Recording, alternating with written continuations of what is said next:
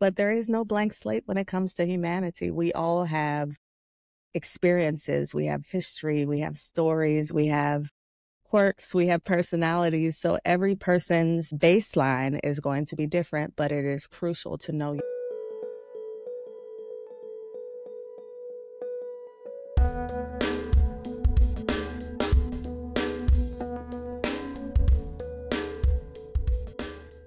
Peace, y'all. I hope you are well. I am feeling fantastic. It's late, but I've been a night owl lately. For some reason, Spirit's been keeping me up late.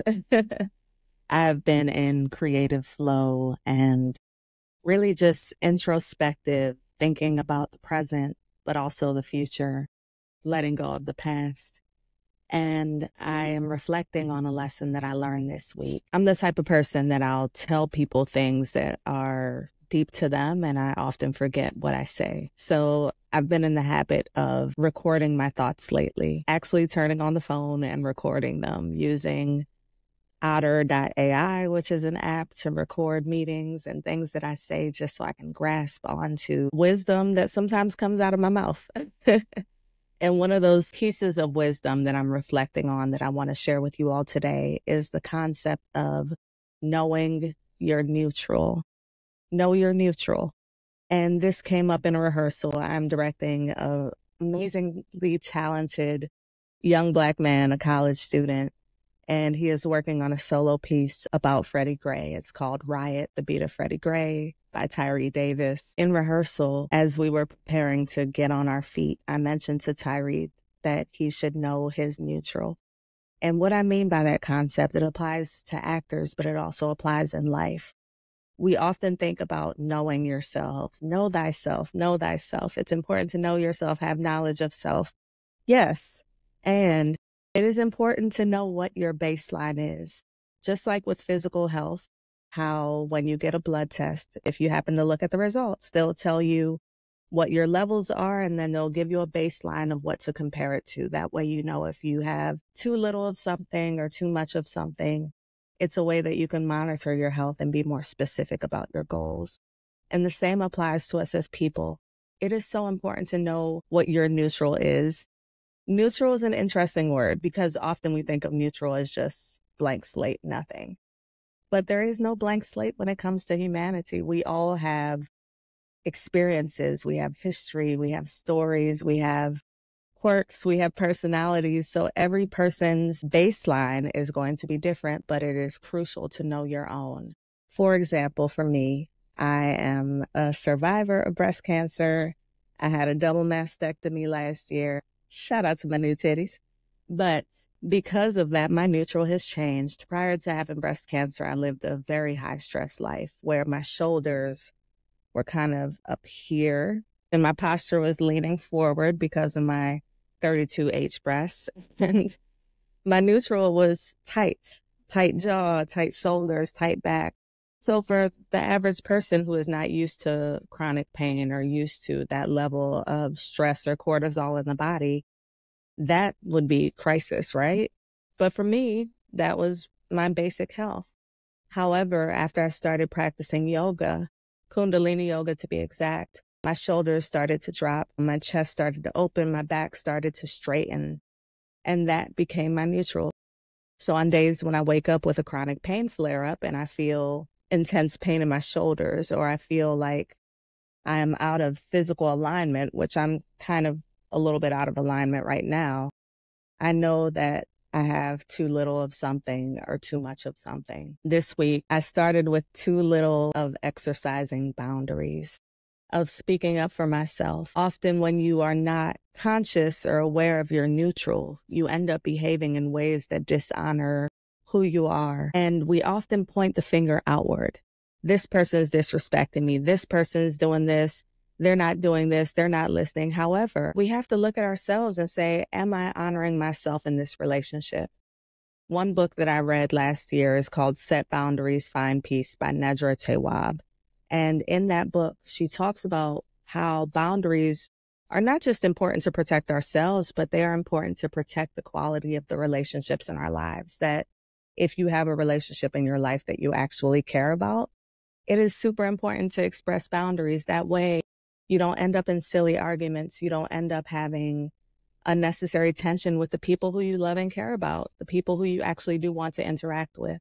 And in setting boundaries, you let them know what's okay with you and what's not okay with you. You let them know in what ways they can speak to you, what times they can call you, what types of things they can do to you or with you.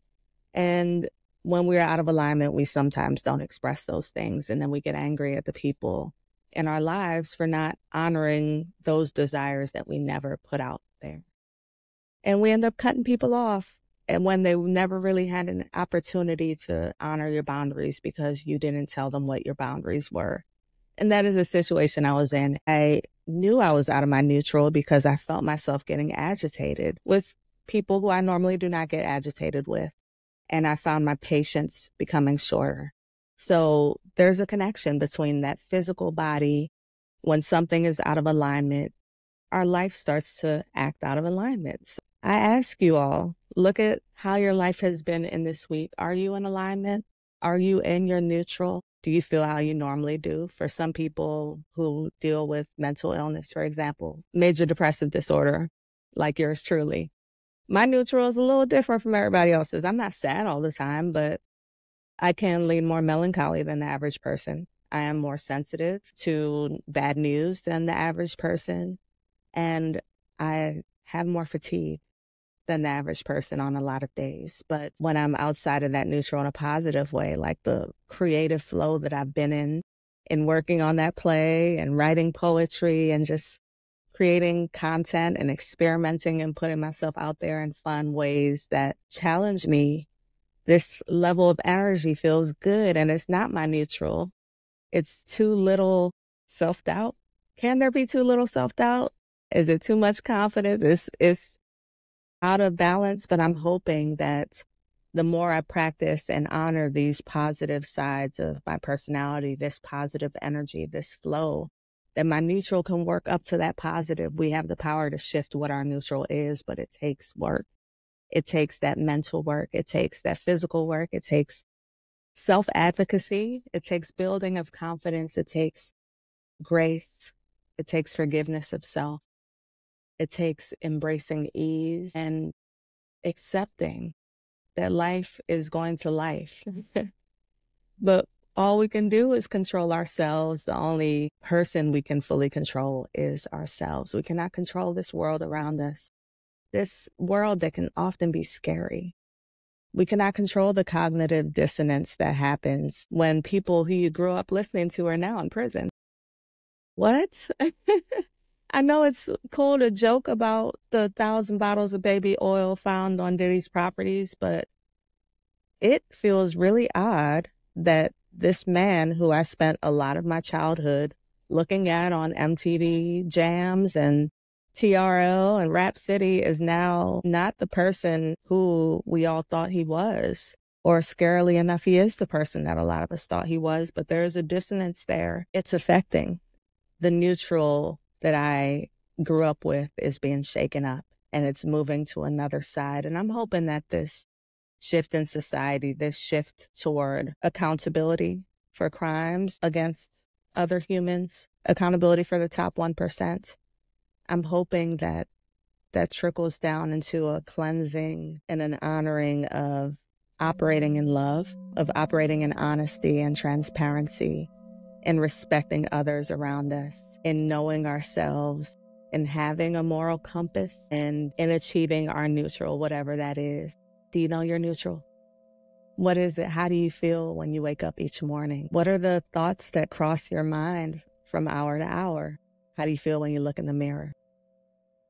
What are your thoughts before you go to bed? What rituals do you have? What are your routines? What are your habits? How's your digestion? How many times do you go to the bathroom a day?